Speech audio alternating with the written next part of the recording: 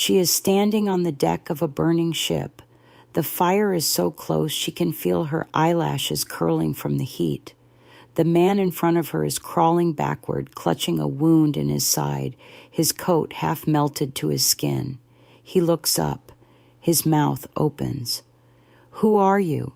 She doesn't blink. "My name is Isabella Coelho. My husband was Tomás Coelho. You hanged him from the mast of his own ship in April of 1692. The man's eyes go wide. "And the ship that just set yours on fire? I named it after him." Lisbon, 1689. The house smells like ink and salt water. Isabella Coelho sits at a wooden desk covered in maps. She draws with a steadiness that would make a surgeon jealous. Every line, every curve of coastline, every depth marking placed with precision. She learned this from her father, a cartographer for the Portuguese crown. He taught her to read the sea before she could read words. By 20, her maps were the most trusted in the merchant fleet. Captains paid 3 times the going rate for a Coelho map because a Coelho map meant you came home alive. Her husband Tomás was one of those captains. Small ship, modest cargo, the route between Lisbon and the Caribbean. He wasn't rich or famous. He was careful, and careful captains came home. Every time Thomas left for a voyage, Isabella drew his route by hand. Every current, every sandbar, every dangerous strait. She'd roll the map, tie it with a red string, and press it into his hands at the dock. "Come back to me," she'd say. "You drew the map," he'd answer. "How could I get lost?" They did this 41 times, 41 voyages, 41 safe returns. The 42nd was different. 4 months after Tomás sailed, a man showed up at her door, thin, sunburned, missing 2 fingers on his left hand. His name was Gaspar, the only surviving crew member of Tomás's ship. Gaspar could barely speak, but he told her enough. A pirate fleet had intercepted them 3 weeks out of Port Royal. 13 ships, led by an Englishman named Captain Aldrich Wren. Wren was known across the Caribbean for his ritual. Every captain he captured was hanged from the mast of his own ship, slowly, in front of the crew. Wren would watch, eating an apple, cracking jokes. He hanged Tomás on a Tuesday morning, used the rope from Tomás's own rigging. Gaspar said Tomás didn't scream. He just looked at the horizon, the direction of Lisbon, and closed his eyes. Wren threw the body into the sea. Gaspar was kept alive on purpose. Wren always left one survivor, a messenger, a warning. Isabella listened to every word. She didn't cry. She didn't collapse. When Gaspar finished, she asked one question. Which of the 13 ships was Wren on? Gaspar shook his head. He changes ships every month. Nobody knows which one. That's how he stays alive. Isabella stood up, walked to her desk, opened every Caribbean map she had, and she began marking in red ink every known route, every anchorage, every pattern of Wren's fleet. If she couldn't find which ship Wren was on, she would burn them all. She sold everything, the house, the maps, her mother's jewelry, every object that once made her life a life. With the money, she bought a cutter, a small, fast vessel built for speed, not combat, 40 feet long, 1 mast, could outrun anything twice its size. She named it the Tomás. Then she went to the docks of Lisbon and recruited her crew. Not soldiers, not mercenaries, people with reasons. Gaspar, the survivor, who couldn't sleep without seeing Wren's smile. A woman named Benedita, whose 2 sons had been taken by Wren's fleet and sold into slavery in Jamaica. She couldn't find them, but she could find Wren. an old gunner named Pero, retired from the Portuguese Navy. Tomas had once pulled him from a sinking ship during a storm. He never forgot. 15 people in total. None of them had ever hunted pirates. They sailed for the Caribbean in October of 1692. Isabella carried one weapon that none of them understood: maps. She knew the currents of the Caribbean better than the fish. She knew which winds blew in which months, which harbors ran deep enough for Wren's brigantines, which islands had blind spots where a cutter could hide. She'd drawn these waters for years. Now she'd use them to hunt. The first ship burned on a December night off the coast of Hispaniola. Isabella's method was simple. She loaded 2 small boats with tar, pitch, and black powder. At 3 a.m, when the anchor watch was drunk or asleep, her crew rowed the boats toward the target, lit the fuses, and pushed them against the hull. The fire started slow. Then it screamed. Pirates scrambled to the deck. Some jumped. Some fought the flames. None of them thought to look for a small cutter half a mile away, watching from the dark. That first ship went down in 14 minutes. 12 left. The second and third burned within 3 weeks of each other. Isabella tracked them using wind patterns. She knew the December trade winds pushed vessels toward the northern coast of Jamaica, where shallow bays offered protection from storms. She was right. Both ships sat exactly where her maps predicted. Wren sent messages to every pirate port. Someone was burning his fleet. He assumed a rival, a Spanish captain, a jealous pirate lord. He never considered a woman.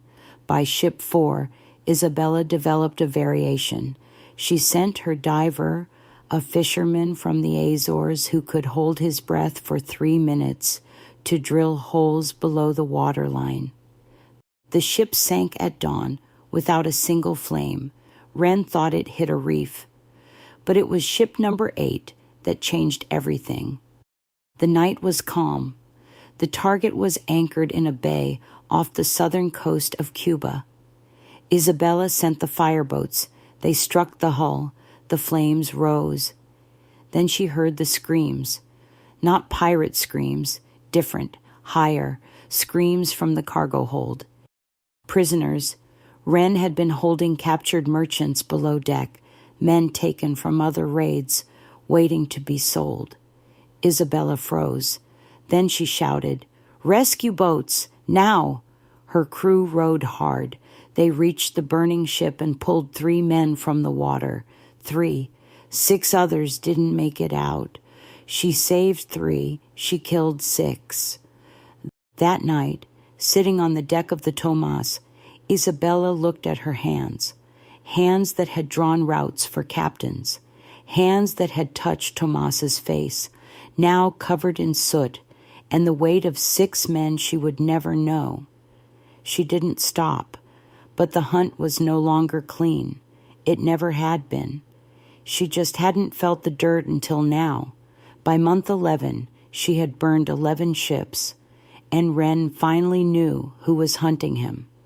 A survivor from ship 9 described the attacker, a small, fast cutter with a woman at the helm, Portuguese. Wren remembered, the merchant he'd hanged, Coelho, the one with the good maps. He'd hanged him as a routine, hadn't thought about it twice. Now that man's widow had destroyed 11 of his 13 ships, Wren wasn't laughing anymore. He retreated to Tortuga with his last 2 ships under the protection of the port's governor, who took a cut of every raid. Isabella couldn't touch him there, but she didn't need to enter Tortuga. She needed to pull Wren out. She spread a rumor through 3 port towns. A Spanish treasure galleon was adrift to the south, damaged by a storm, loaded with silver. Easy prey. Wren didn't believe it, but he needed a win. His fleet was gone. His reputation was crumbling. If that ship was really out there, taking it would restore everything. He sailed with both remaining ships. Isabella followed at a distance, using a route she'd mapped through a chain of small islands that kept her hidden. When Wren found no treasure ship, he split his fleet, sent the 13th ship ahead as bait, circled back with the 12th, and came up behind where he thought the attacker would be. Isabella took the bait, attacked ship 13, burned it, her 12th kill. Then she turned around, Wren's ship behind her, closing fast. The Tomas was damaged, a cracked mast from the last attack. She couldn't outrun him, not this time. Wren had 24 cannons, the Tomas had 4. Isabella looked at her crew.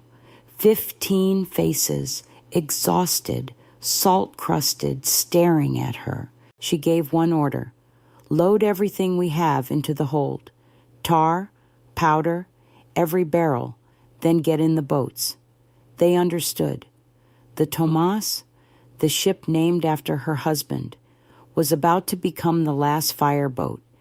They transferred the remaining tar and black powder into the hull, set the fuses. One by one, they climbed into the rescue boats. Isabella stayed at the helm. She aimed the Tomas directly at Wren's ship, full sail, collision course. Wren saw her coming, ordered cannons, but the distance closed too fast. By the time the first shot fired, the Tomas was 50 feet away, 30 feet, 10. Isabella lit the fuse and jumped. The Tomas hit Wren's ship broadside. Both ships erupted into a single column of fire that lit the Caribbean sky like a second sun. Isabella surfaced gasping, pulled herself onto the rescue boat. Debris and flame and smoke all around her. And there, in a small boat 30 feet away, was Wren, burned, bleeding, his coat gone, his face black with soot. He looked at her. "Who are you?" And she told him, "My name is Isabella Coelho. My husband was Tomas Coelho. You hanged him from the mast of his own ship in April of 1692, and the ship that just set yours on fire. I named it after him." Wren stared at her. For the first time in his life, he had nothing to say. He died 3 hours later, in the boat, from his wounds. Isabella watched. She didn't look away. She owed him that, the same way he'd watched Tomas die. But when it was over, there was no relief, no justice, just smoke, and the absence of a man who would never come home. Isabella and her crew were rescued by a Spanish merchant vessel 2 days later. The news spread across every port in the Caribbean. A Portuguese woman had destroyed the fleet of Aldrich Wren, 13 ships, 14 months, with maps and fire and a 40-foot cutter. Isabella didn't stay to hear the stories. She went home, back to Lisbon. She reopened her cartography workshop, but she never drew another Caribbean map. Not one. She mapped only the Portuguese coast, local harbors, river mouths, fishing routes, safe waters, quiet waters. Years later, a young cartographer visited her workshop. She'd heard the rumors. She wanted to see the famous maps. Isabella opened a drawer. Inside, 13 maps, one for each of Wren's ships, each marked with the location, the date, and the time of the attack. The young woman pointed to the 8th map. There was a dark stain on the parchment. "Is that coffee?" "No," Isabella said. "That's ash." She closed the drawer. On the wall behind her desk hung a single object, a bronze compass with the initials TC engraved on the lid, the only thing she kept from the Tomas before she turned it into a weapon. She never sailed again. Drew maps for fishermen until her hands couldn't hold the pen. And when people asked what she did during the war against Wren, she always said the same thing. I made maps